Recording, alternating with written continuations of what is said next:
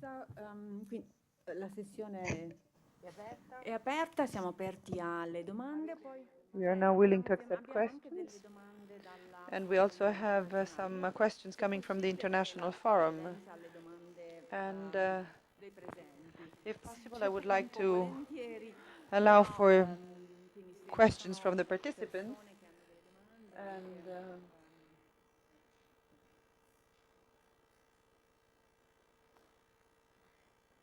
solo per mia scienza, è possibile così sapere a livello percentuale delle... I would like to know the percentage terms of the very few girls that are known in Italy, and I would like to know what is the percentage having the inheritance cause, and which one instead accounts for the de novo cases in percentage terms in Italy. In Italy, as far as the patients that we've seen, I'd say that 90% of cases are de novo and 10% of them are inherited. I don't know whether Professor Igurashi wants to make same comments. Sorry, I'm not sure about that percentage. Sorry, I'm not sure. Quindi nel nostro la maggior parte, più del 90% sono mutazioni de novo. Otherwise we have de novo ones. We have a bias in between the early works written by the Australians who selected families and our works, because we intended to have a better definition of the spectrum. So this is why we selected mostly the de novo cases. And this has brought about a bias, but most cases we believe are de novo cases.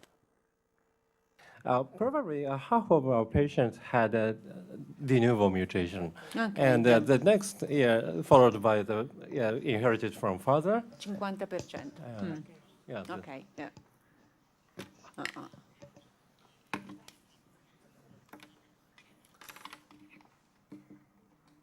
Very howling. Ci sono altre domande? Qualche... Sì? Sì.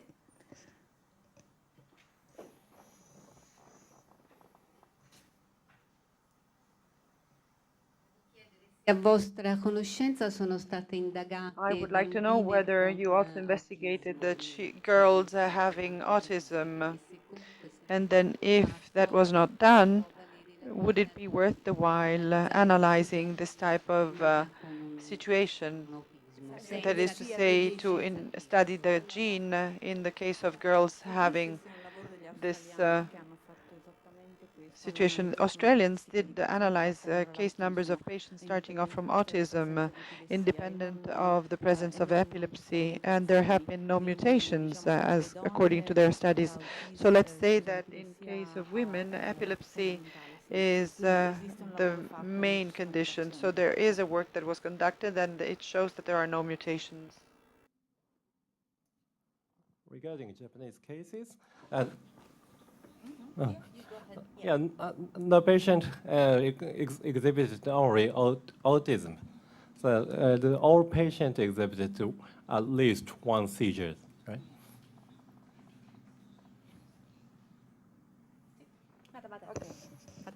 Sì. Niente, volevo chiedere, io ho una bambina di 12 I anni. have a girl aged 12, Diciamo che il 90% and 90% of the onset crisis belongs to the night pattern, that is after midnight up to 6 o'clock in the morning. And I can see that other parents as well more or less tend to report the same thing. So I would like to know, why is it that this happens, especially when they sleep? What happens during the sleep phase?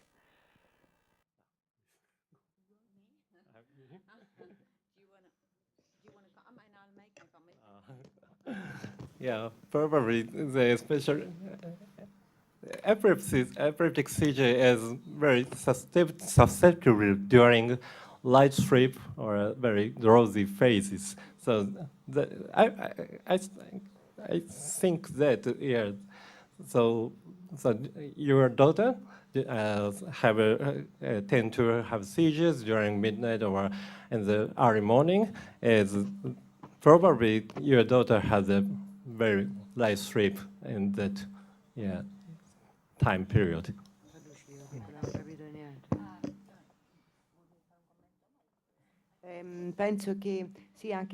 Yes, in our cases, patients have seizures which prevail during the sleep phase. And I believe that this is somehow linked to the activation in the course of sleep. And this is something that happens in phase 1 and 2, even in other children having different types of seizures. Now, I don't know, but with this respect, I am referring this to the PCDH19 children. Dr. Higurashi was saying that in general all epilepsies have a special inclination in having and developing crises at night. There is rhodandic seizure when the crises occur only when the child falls asleep or when he wakes up, and especially even in the adult age, patients tend to have crises only during sleep. Maybe there seems to be an involvement of the limbic system or of the cingulate gyrus. Maybe we should switch from the active control of the frontal cortex to another control of the autonomic system. Maybe that's where the epileptogenic threshold seems to be lowered. But I really don't know. I'm just wondering. I'm just guessing. It is just an hypothesis. So I really don't know. I don't even know whether anyone else would like to make comments.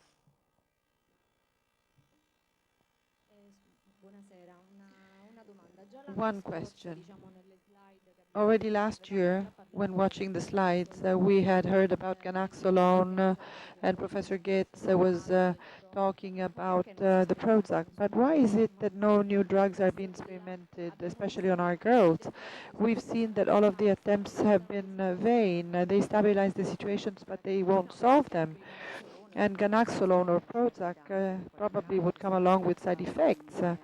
Unfortunately, and this is something that should be well known. In the studies with ganaxolone, drowsiness was an important problem. And I would like to say that in finding ganaxolone and recruiting ganaxolone, we have a problem with the pharmaceutical manufacturing company. Right now, this is not available on the market. As far as Prozac is concerned, maybe we have a few treatments that were conducted in Florence as well. We've made some experience as to the use of paroxetine, which was given to some patients. And I wouldn't want to make any general comments. I wouldn't want this thing to be interpreted or misinterpreted. And in the very few patients where we did use this in the pubertal age, immediately after puberty, paroxetine and Prozac delivered a good effect in terms of behavior, in terms of clinical features. But this is an individual experience conducted by our own center on very few children. Now, Dr. Kuzmai maybe would like to make a comment with this respect. And here again, we had a girl who was taken fluoxetine, and as Carla was rightly saying, in our case, we didn't have any results in terms of seizures or behavior, notwithstanding the treatment was protracted for some 8 months. We had some 8 months treatment, and the dosing regimen initially was 12, 15 mLs on a daily basis, and then we had to reduce it because the girl had an agitation state with marked insomnia. By reducing the quantity, the insomnia disappeared and the agitation as well. But that was one patient in a very precise age period, i.e. the age of 12. So I believe that we cannot make any comments. This is an anecdotal case having to do with alternative treatments. We also have marijuana that was administered and that was tested together with a ketogenic diet. We have a stream of research, and in our own patient, to the difference of the many other patients, we didn't have any results, unfortunately. The dose was 10 milligrams in total daily. And even if the dose is advised for paroxetine, and that's 20 milligrams, I really don't know, because we didn't do any allopregnanolone dosing curve. That was not possible in our case. Nonetheless, we really have to be extra careful in considering all this. We have to be extra careful That's true, because it is true that we have to be careful, but we have to know that this is an important information. And as you've probably heard, come avete esposto nelle slide, non mi sembra che ci siano and as you've probably written in the slides, that there seems to be no traditional pharmacological treatment which could then generate results that are going to be appreciated or long-lasting. This is why the new treatments need to be studied, and they have to be shared from a scientific point of view and deepened together with other shared methodologies. I believe that that is also important in order to explore new directions, new pathways, and maybe non devo presentare I nessuna wouldn't want slide. to present any other slides, but I would like to say that these data are very important, and they allow for new perspectives to us parents, because the message that was given to us until now was that the objectives of the drug treatment are mostly for the epilepsy treatment, and sometimes they cannot even solve the condition. Then there are other treatments which may be considered, and I would like to say that personally, this could also be applicable to the behavior disorders and intellectual disorders and deficits. Now, what I'm trying to say is that I wouldn't want to go home and away from this meeting with one certainty, i.e. the contribution, or at least a perspective for a treatment treating also the behavioral problems of my daughter may stem out only of basic research and investigation, and not just simply out of clinical research or a pharmacological study. That's very clear. Well, I believe that in part it is true, and maybe this is a better solution, which is not only the one aiming at covering symptoms. So this is something that will have to be coming from basic research. That's important, because if we do understand what are the mechanisms that allow protogathering to function and to treat epilepsy, then in that case there may be some effectiveness. But here we are only confining ourselves to treating symptoms. So symptomatological treatment is what is now possible. But as far as Prozac is concerned, this is something that needs to be assessed over time. Prozac has no other indication for children use, and this is fundamental, because once we've done that, we will have to take incredible responsibility. We don't know what the side effects can be. We don't even know whether there could be other damaging effects. So it is a great responsibility, and in this case, I believe that we have to be extremely careful. We have to be very cautious, because there seems to be no indication whatsoever. It is not possible to be used with girls, nor with epilepsy, and so on and so forth. It seems that the anti-epileptic seizures is favoring the onset of crisis, just like the neuroleptic drugs. And here we have highly uncertain data.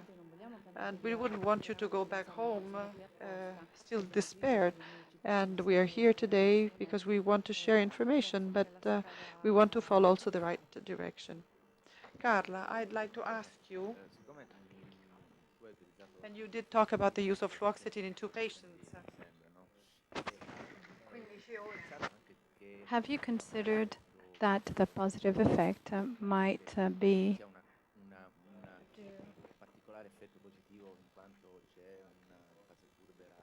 to pre-puberty? Maybe that needs to be stressed. Well, yes, I did specify that the patients in whom we used this had already gone through puberty. They already had their menstrual cycle. Hormones had increased, so the two things maybe go together. On the other hand, as I said, personally, I wouldn't want to use Prozac in a 3 or 4-year-old girl. It hasn't been approved in children. Oh, ganaxolone, then we've got a problem with the pharmaceutical manufacturer. It's the company, it's beyond our will.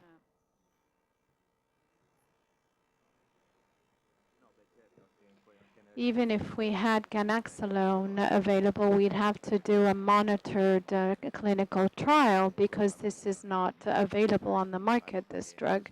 It has not passed safety tests. It's, I think, in phase 3. I don't know. I think it's in phase 3 as a drug, so it's still in phase 3.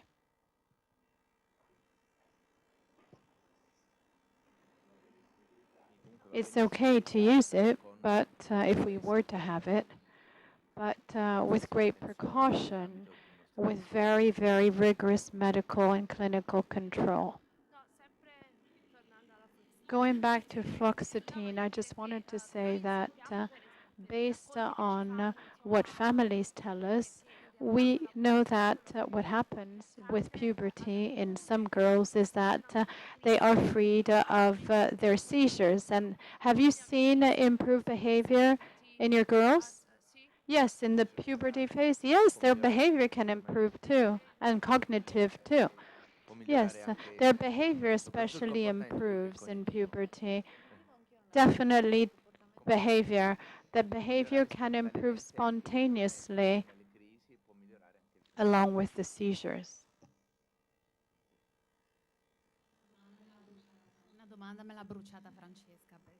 I wanted to ask the same question. 2 minor questions now. One is what Dr. Marini said about Prozac. This is personal. Len has an indication instead on epilepsy in children. And what about the link between epilepsy and hormone changes? An endocrinologist told me that until a girl has a menstrual cycle, you can't imagine that there will be hormones that have an influence on seizures. Do you agree with this? Because my little girl is very cyclical. So although she does not yet have a menstrual cycle, I think that there is a link between hormones and epilepsy.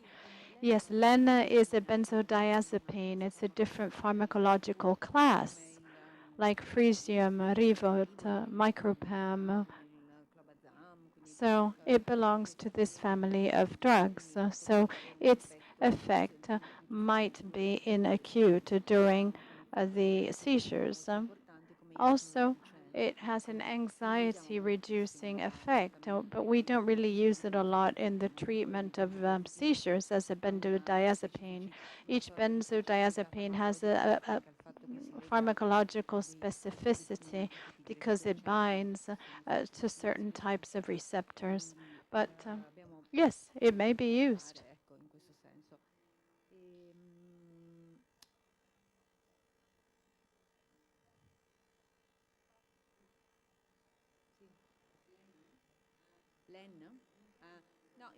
No, we never use it. As benzodiazepines, we use Mogadon, Clobazam, which is Frisium, or Rivotril, whereas the Lend we never use. Maybe in teenage kids who have sleep disorders, but we never use it. Oh, the other question about the cycle. I didn't realize that there was such a cyclical pattern in girls that don't have their menstrual cycle yet that could be associated with hormones. After they get their menstrual cycle in the pubertal cycle, or phase rather, because of the presence of hormones, We know that the epileptogenic threshold is reduced. Progesterone instead seems to have a protective effect. So there is a catamenial form of epilepsy. So there's no doubt about the fact that there is a menstrual cycle relationship. I wanted to respond to Francesca, to her earlier question. Personally, I don't think that behavioral disorders, well, by the way, behavioral disorders is rather generic as a term, because either we're talking about autistic spectrum disorders or we're not. But anyway, personally, I don't think that these do not improve with adolescence. And symptoms, psychiatric symptoms, well, autism, no, according to my experience, but psychiatric symptoms vary according to age. If a child is 12 or 13 or 14 or in an adolescent, there might be a modification of symptoms.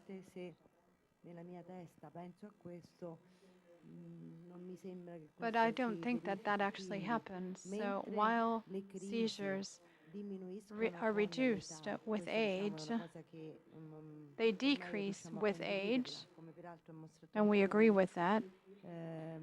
And there are anecdotal cases where you have patients who, with different therapies, are seizure-free for 7 or 8 years.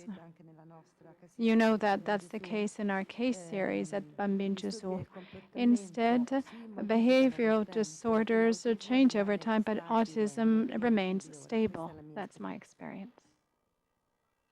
No, vabbè, ma siamo sicuri che se andate dal professore Dalla Bernardina vi dice vi subito dice come tutto, toglierlo, ma cioè- chiunque di noi, non è un problema. Come to any of us, we'll tell you how to go about it.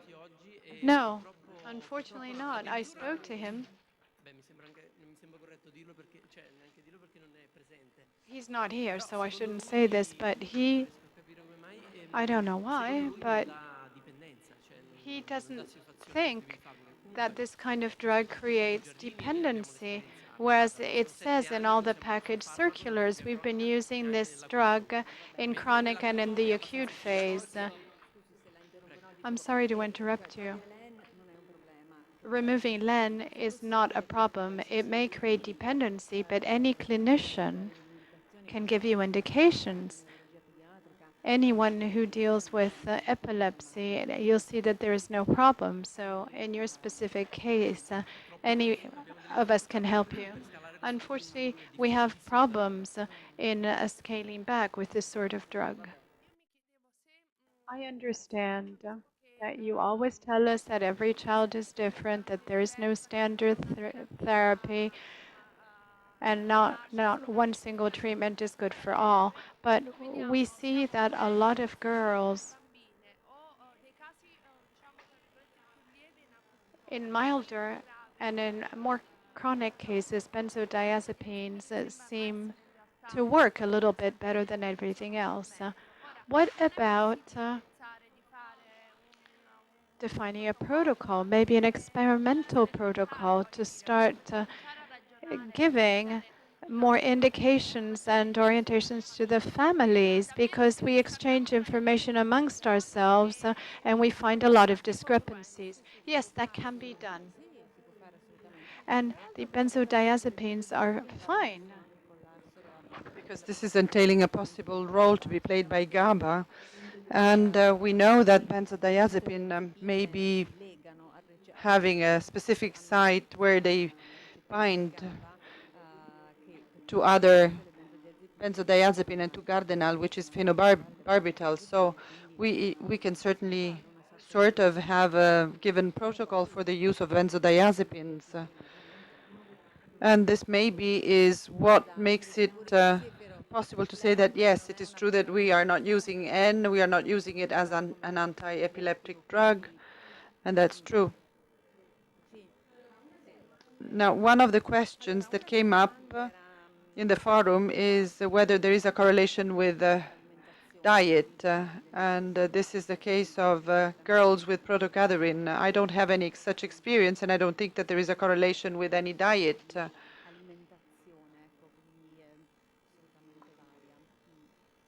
What I was told by some parents, and here I am not really having to do with the reduction, but rather that there are some preferences, food preferences, and this seems to be leading to some similarities amongst families, and it is the parents themselves who were exchanging this information. So here we have another question. I believe that Raffaella probably can answer. There are parents asking what happens, what will happen when their girls will turn adult. From the behavioral point of view, from the health point of view in general, in future times, can we make any forecasts, especially do we have any expectations as to what's going to happen? No, it's not possible, or very few expectations are allowed. Last year, and here we keep going back to the old theme, there is incredible heterogeneity, and here again, as Francesca was saying, with respect to the drug, and only if we will end up having a registry with some similar items, it is going to be possible to make evaluations and comparisons in between onset age, types of crisis, and EEG tracing, and the genetic side. And probably we need some serial evaluation, neuropsychological evaluations, and neurobehavioral evaluations, and maybe this is what will help us from the internal medicine and general medicine point of view. I don't think that we will have any great problems. From the cognitive behavioral point of view, I believe that we will still have a need to develop more data, more homogeneous data. And it is true that therapies may have some behavioral effects and may be affecting the behavior in general. So again, I would like to wait for more information to come in and to be gained.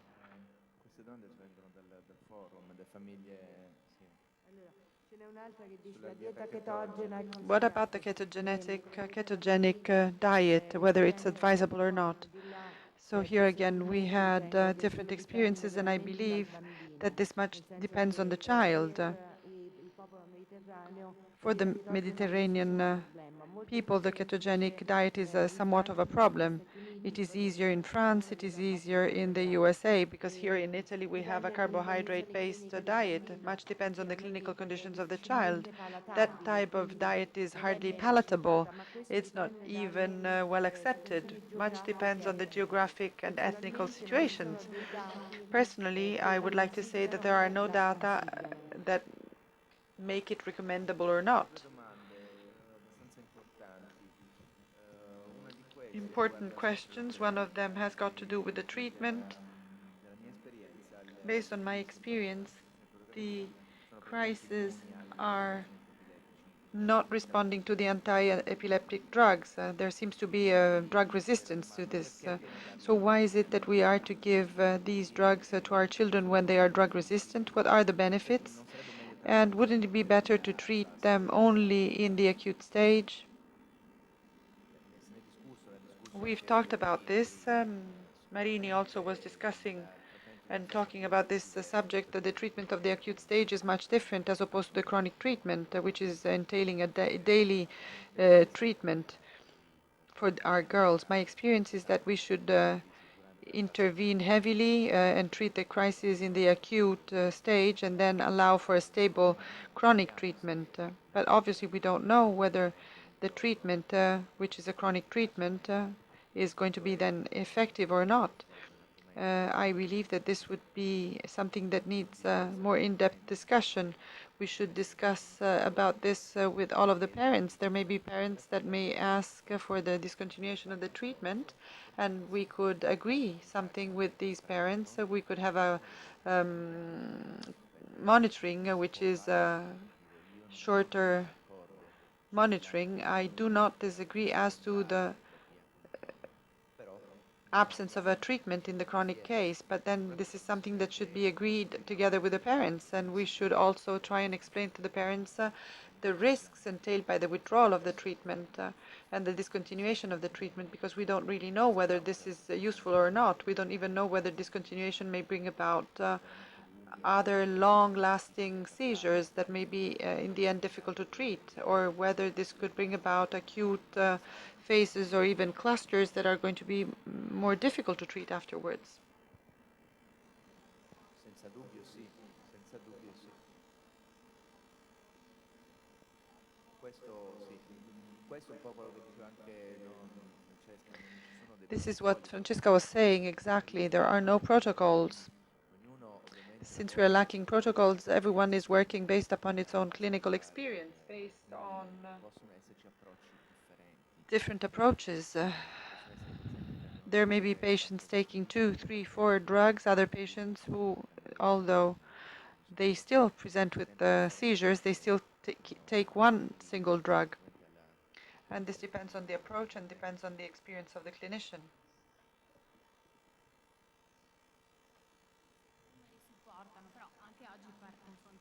And here again, when talking with other parents, I believe that there have been patients that are free of crisis that still take drugs and treatments. Have you perhaps thought of any possible indications to be given in any such cases? Once the crisis is silent, what happens to the chronic treatment? I wouldn't know what to answer. What I know is that in a couple of patients, once they were free from seizures for many years, and after the diagnosis you tend to wait 2 4 years. This depends on the drug resistance that was developed and on the type of symptoms, and then the drug was discontinued. Maybe this is a coincidence, but the very moment when the drug was weaned down, the seizures started appearing again. And this was true especially of a patient.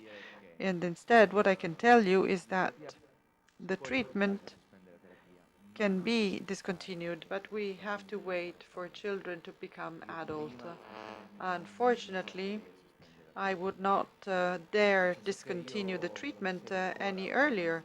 I am still following a patient. She's aged 36 or 37 years, and she's taking one specific drug, and we are now trying to wean her from that treatment. And a patient like that probably comes with the indication of a discontinuation of treatment. But in one patient, age 10, 12, 14 years old, who's free from seizures for, I don't know, or has been free from seizures for 4 years, and if the girl takes drugs, the mother is coming back to me asking whether she should discontinue the treatment or not.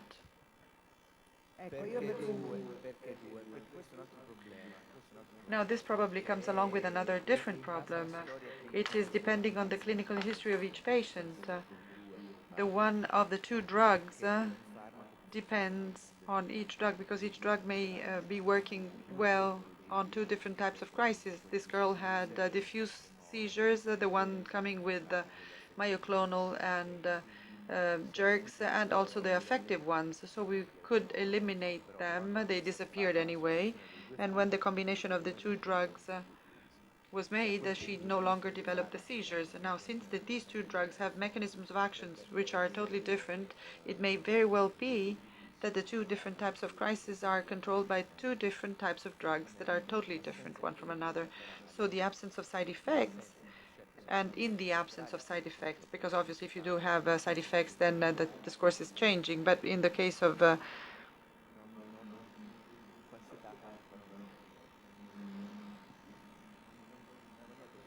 if the situation is this one, I would not feel like comfortable in discontinuing the treatment. The risk is much too high. And after 4 or 5 years of seizure-free situation, there is a situation at family level which is very, very special, so much so that going back into a situation of seizures whereby you are brought back to square one all of a sudden in a very abrupt way may be something terrible for the family. So this is the reason why I keep treating the girl for a couple of years. We could very well hypothesize that the objective could be the one of a monotherapy. And the monotherapy means one drug, a chronic drug, and then the use of a benzodiazepine in the acute stage. And I believe that this could be an objective that could be very well followed. And this is a drug that could be utilized in the typical critical stage, and that could be utilized in case of seizures. Sometimes we tend to advise patients to take micropam in case of a seizure, but the problem may be the one of having homogeneous orientations that depend on the mechanism of a given drug.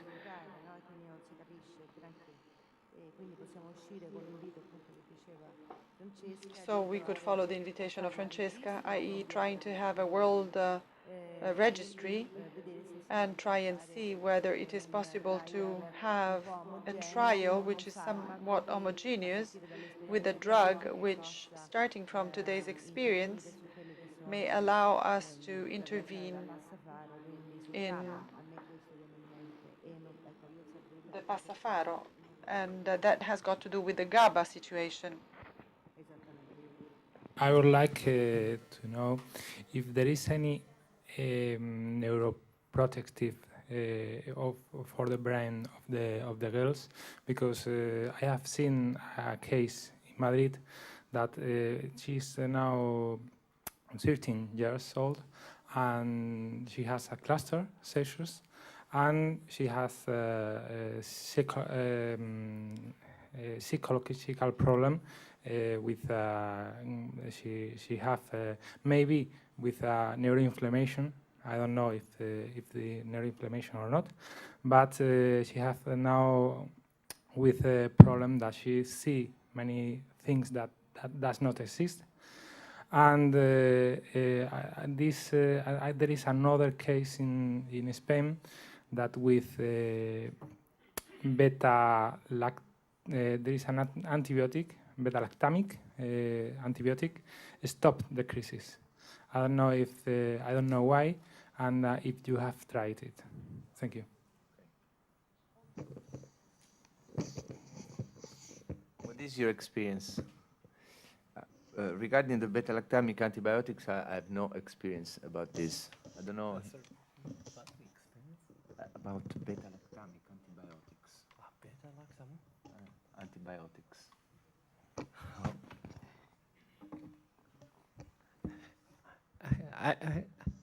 I think the beta-lactam antibiotics here do not affect on such seizure activities, I guess. So because some of the patients often use the antibiotics during the seizure clusters because of the suspected infectious underlying infections. So, but there's no effect to the seizure activity, I guess. And regarding the question on the neuroprotection, sorry, I didn't understand. What do you mean about neuroprotection? A drug that might be used as...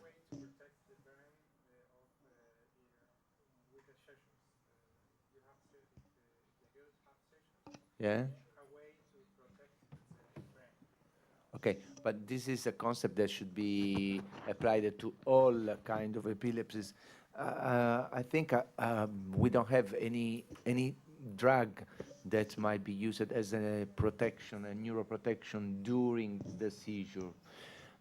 You might use some drugs that might improve, that might, I don't know, antioxidant molecule. I have no idea, but yeah. No idea. So regarding the midazolam or phenobarbital, excess some a little bit for the neuroprotection. Yes, but the question I think was during the seizure, isn't during it? Seizure? During the seizure, if we have something that might protect the brain. Sorry? The only thing is stop the cluster as soon as you can. So use high doses of benzodiazepine and try to stop the cluster, I think. This is the best neuroprotection. Stop Yeah. the cluster as soon as possible. For my opinion, yeah, as I presented, yeah, steroid, glucocorticoid, that's a very exciting efficacy I have. Yes, but Glucocorticoid? have you tried corticosteroids? Oh, yes, yes. of course, I present several cases. Show the data. But regarding steroids, usually, sometimes the cluster is really long, but sometimes the cluster might persist for 1-2 days, not more. So, how can you decide in which cluster use steroids and which cluster not to treat with steroids? It's very difficult. Steroid originally uniquely has an effect for the excitation of the neurons because the steroid is a kind of steroid hormone. So the dosage is the big problem is the dosage because the huge amount of steroid can induce the hyperexcitability of the neurons, and too much low dosage of steroids can probably not relieve the seizures. So yeah, that is a very problematic issue. But in my experience, most of the patients showed, yeah, of course, one case had only transient efficacy, but that's a very effective treatment for the relieving such ongoing clusters. Okay. We're going to close.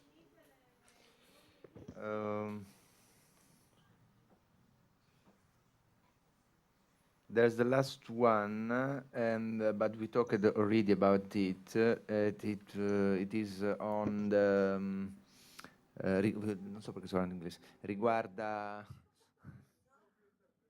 ok. Niente. Riguarda la possibilità di fare. This has got to do with the possibility of having an international database, and this has got to do with the incidence of the condition and the number of well-known cases, where we have prevalence, incidence, whether this is more rare than the Dravet or not. What do you think about it? I think it's rarer than Dravet syndrome, isn't it? Yeah. Ok, allora fai le conclusioni? No, io ho un'ultima cosa che è un invito che ci viene da One last invitation. This is not a question, it's an invitation which has been extended and which came through the forum, which was the one of considering the name of this condition. The acronym EFRM, many of us are no longer using it. We now use the FLE acronym, which nonetheless is probably more representative and still is an acronym, something difficult to remember, and especially if we join it to the acronym of the gene condition. So we agreed together with American associations we would like to consider a different name, possibly. We would like you to cooperate and find different names. Then after this, I would like to ask you whether the questionnaires have been filled or not. And for those who haven't done it, please remember to submit the questionnaire and or otherwise send it through the mail. It could really prove useful. This is it. So once again, thank you. We are all tired. It's very late. We started at 9:30 in the morning and it's 7:30 in the evening, so it was important to be here. We've heard lots of important inputs, some promising ones even, and let's hope that we've taken the right direction. Let's keep our finger crossed. Thank you.